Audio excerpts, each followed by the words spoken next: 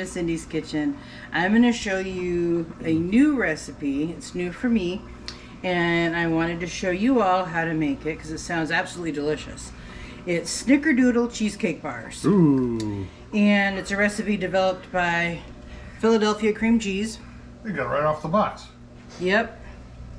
It always pays to look at the wrappers of products that you buy. And I have, what's going to go into the recipe is 2 bricks of cream cheese, 3/4 of a cup of cold butter cut up. You've already done. Yeah, 3/4 of a cup of butter is 1.5 sticks. And then we have 3/4 cup plus 2 teaspoons of sugar divided. So 1/4 cup of sugar is going to go into the crust. And then we have part of it going into the actual cream cheese mixture, and then some going in to make the cinnamon sugar mixture. So when you see the directions say it's divided, look and see the different parts of the recipe that ingredient goes in, so you'll know how to use it. So what we're going to start with is 1.5 cups of flour. So this is a 1/2 cup measure. Gonna measure out 1/2 cup 3 times because that equals 1.5 cups. So 1.5 cups of flour, and then we add 1/4 cup of sugar. Again, this is going to be the crust. So 1/4 cup of sugar. And one of the key ingredients in Snickerdoodles is cinnamon. Yep. This spoon is too big for this opening, but that's okay. Just gonna measure the cinnamon. So, tablespoon of cinnamon. It's gonna go into the crust. And then we're going to stir it up and just stir. It's always good to use a whisk or a fork to stir your dry ingredients. It helps them become more incorporated and breaks up the bigger clumps of the separate ingredients. Now, to make the crust, again, we take the flour mixture that we just created, and we're adding in 3/4 of a cup of cold butter. You know why cold? Because that's how you make crust. Okay. So 3/4 of a cup of cold butter, cut up. And again, that is 1.5 sticks of butter. Each stick is a 1/2 cup. So 1.5 sticks is 3/4 of a cup. And then you use a pastry blender to cut in the butter into the flour mixture. And in hindsight, I should have used a larger bowl because this is making a little bit of a mess, but that's okay. And why don't you get a shot of the recipe while I'm cutting this mixture in together? All right. It's actually got 2 recipes on that page, but it's the top one that says Snickerdoodle Cheesecake Bars that we're looking at. So that way our viewers can know what ingredients they need to get. So this will take a few minutes to cut this in. Try to do this without making a mess. I'm going to use a larger bowl. Give me just a sec here. So while we mix the crust, make sure you like and subscribe and share this video to your friends, to your Facebook feed, anywhere you think people would enjoy watching it. Because we're coming into a season of a lot of gatherings and potlucks and stuff. And it's always nice to try out new treats for gatherings. So this will be a new recipe to try. We got a potluck coming up in a couple of weeks. Next week. Next week. Oh. Yep, sooner than you think. And now that bigger redder ball is. Yes. You need. I need to have room for the filling to scoot around. That's the indicator for the oven that it's come to temperature. I have it at 325. Now, is it just like when you realize you got your ball's too small, you just switch it up? Yes. It's basically if you see that you're running out of room in your bowl, get a bigger bowl. All right. Just like in Jaws, we're gonna need a bigger boat. All right. Well, this is almost all come together. Once all the dry mixture is absorbed into the butter, see, it now looks more like sand. Oh, wow. Because all the butter is mixed in. Generally, filling has soft butter, but crust is made from cold butter. So, all right. So now we're going to take a 8x8 pan that I've lined with foil. And we're going to place the filling in the pan. The crust in the pan. And press it down. I'm going to press it down into the bottom. And then 1/2 inch up the sides. Just out of curiosity, why do you have the foil in there? Because that's what the directions say. Okay. And it also will make it easier to lift out the cheesecake bars to cut them when they're done. Okay. Now that makes sense. Yeah.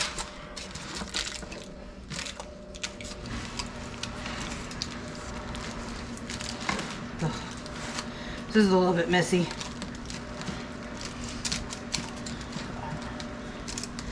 But anyway, in addition to liking and subscribing, just make sure that you give us your feedback, leave us a comment. That helps us get more viewers. Because I know there's a lot of other people who want to see new recipes to try for the holidays. Alright. The more worked the butter gets, the softer it gets and the harder it is to spread out the crust. As you can see, it's sticking to my fingers.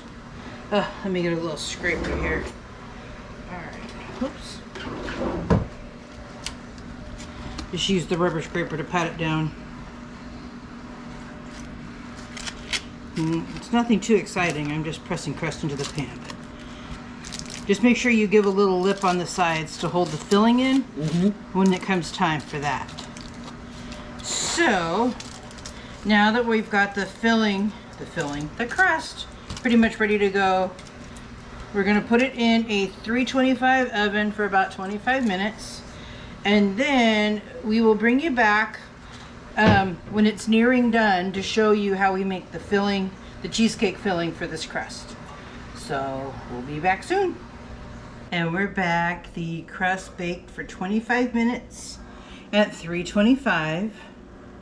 And we're gonna let the crust rest while we make the filling. So let me grab a scraper real quick.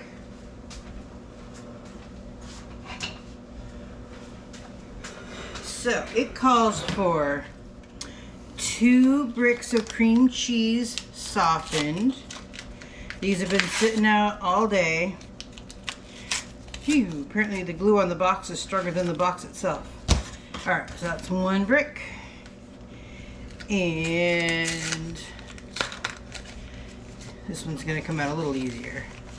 Okay, so we have 2 bricks of cream cheese. And it also calls for 2 eggs. It's best to have your baking ingredients at room temperature, so let them sit out for a while. When I know I'm going to be baking a lot, I'll leave a batch of eggs sitting out for the whole day, so that way they're all at room temperature. So we're going to take the 2 bricks of cream cheese and we're going to put them in the mixing bowl. You want to start off with soft cream cheese, because if you start out with hard cream cheese, it won't blend and it will burn out the motor on your mixer. We learned that the hard way a long time ago. Whoops. Alright. So there's 1. And I have cream cheese on my fingers. It's just kind of like having Butterfingers. There we go.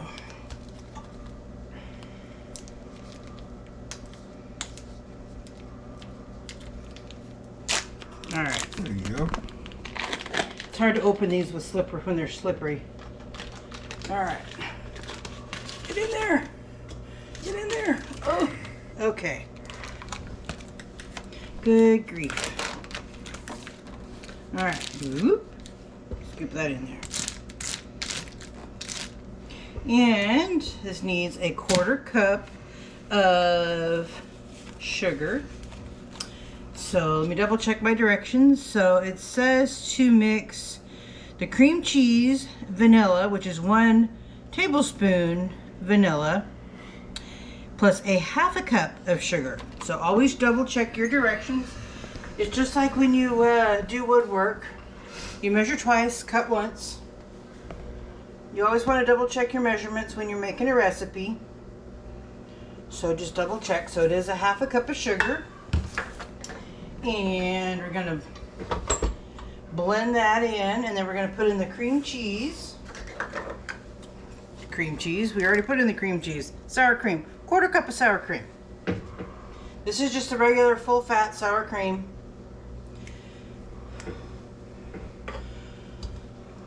Even though fat is hard for our arteries, it's good for baking because it helps hold a recipe together. All right. And it calls for 2 eggs. I always crack my eggs into a separate vessel just to make sure that I do not have shells going into the mixing bowl. All right, so I'm gonna go ahead and blend the cream cheese. Let that get nice and loose. And so far we are at the, I forgot to reserve the crumb mixture. Oh well. Anyway, we're gonna beat the cream cheese, vanilla, and a 1/2 cup of the sugar in a large bowl. All right, so let's get the vanilla. I was supposed to have saved out a little bit of the crumb topping for the top of the cheesecake. I'll just have to make some separate for that. But that's okay. We all make goofs. Just figuring out how to come back from a goof.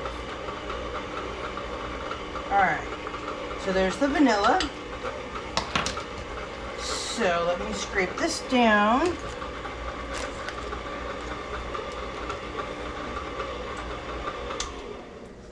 It looks nice and silky, so that's what you want. That's the importance of having your cream cheese at room temperature. All right. Okay. There, now I'm going to add the eggs, one at a time until well blended. We'll let that get incorporated.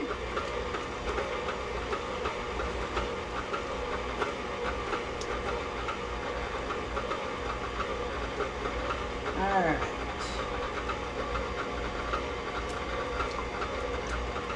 Alright, and while that mixes, I'm just going to make a little bit of crumb topping to go on there because I goofed and didn't reserve it. So, if you make a mistake in the kitchen, it's okay. Just figure out how to come back from that goof. So, I'm just going to do a simple crumb topping. We go through so many forks in this house, I'm down to a pickle fork, but it'll work. So, let me get a little bit of the butter. And let's see here. You know what? That's already in. Okay. So if you make a mistake in the kitchen, you just got to figure out how to come back from it. So, I'm going to take a little bit of butter. And I'm going to get some flour and some cinnamon and some sugar. And then we'll just make a little bit of crumb topping.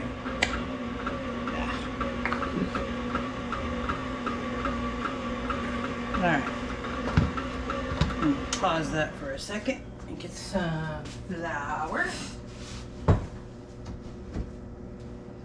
little bit of flour. This is just guesstimates based on all the baking I've done. Baking is more of an art rather than a science, but then again, you have to know what things work together. So let me put that little bit of butter aside, or else we will have a four-legged thief come along and get it.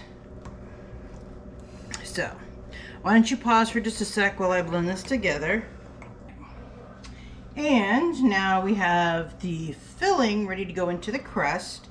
And I just kind of recreated the crust that I should have saved from the crust for the topping of the cheesecake. Just mixing a little bit of the cold butter with some flour, sugar, and cinnamon. Just comparing it to the original measurements for the ratios. So I'm gonna drop that down. A good way to clean off your beater is to spin it after you drop the mixing bowl down. Ugh. So, this is what the filling looks like. It's a nice, creamy, silky filling. So, let me just put this here. And now we're going to pour the filling into the crust.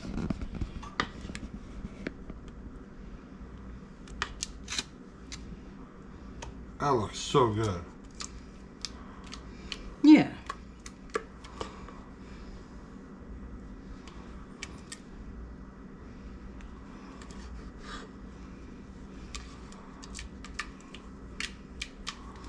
All right, getting all the filling out here. Ooh, there's a big whole chunk that I missed.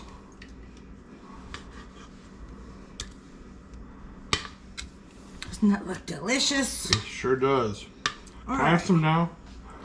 You can lick the bowl, but not on camera. This is a family channel.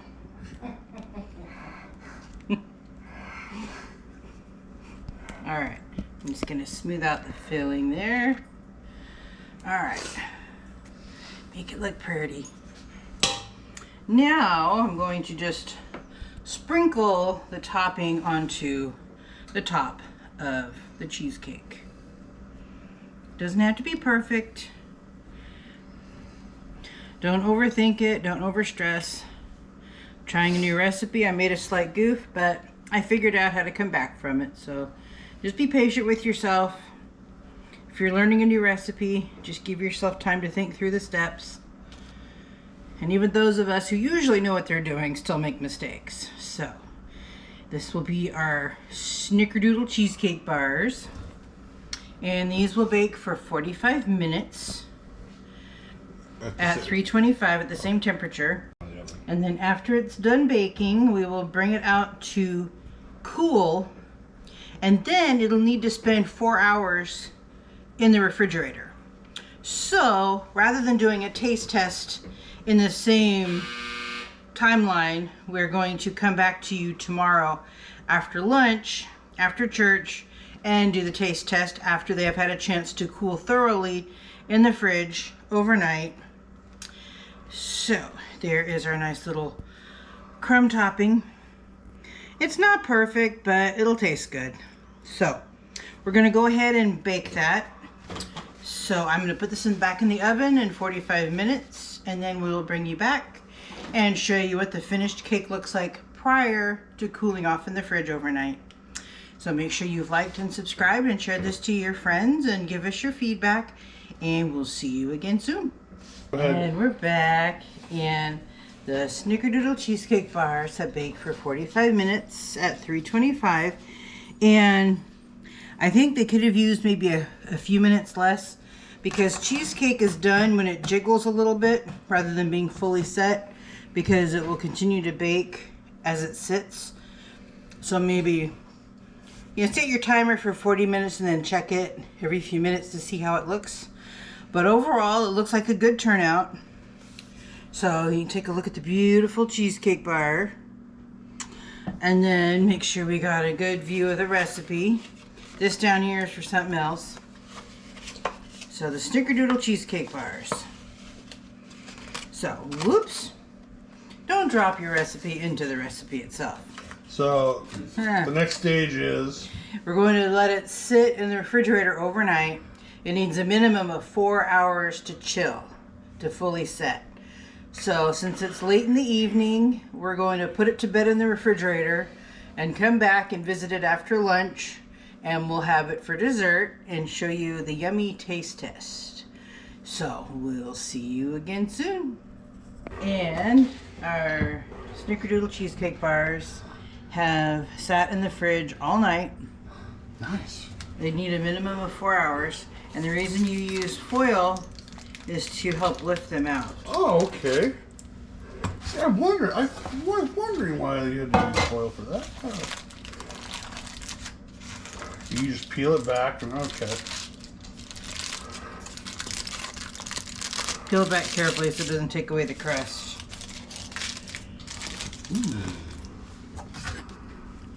So, let's see. I'll cut them into small pieces, make them last longer. So I'm going to cut 4 across and 4 down.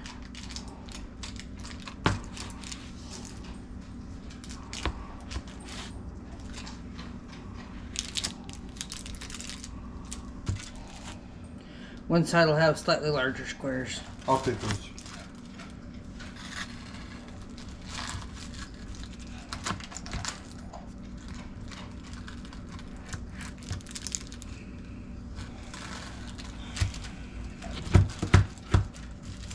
Alright. Well, Logan, would you like to try the first taste? Hey, Absolutely. Logan. I tell you, these really had me confused this morning because I thought these little brown sugar bits were sausage. Well, oh goodness.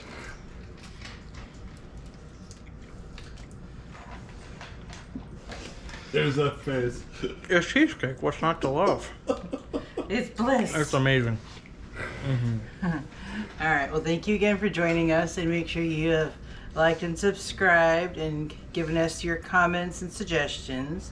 And come back again soon, and we'll show you another wonderful recipe. Thank you for watching Miss Cindy's Kitchen. To get more recipes like this one, subscribe to the channel and hit the bell for notifications when new videos are uploaded. Share it out to your friends, family, and neighbors, and leave us a comment to let us know how this recipe worked for you. And don't forget to hit that like button. Again, thank you for watching Miss Cindy's Kitchen.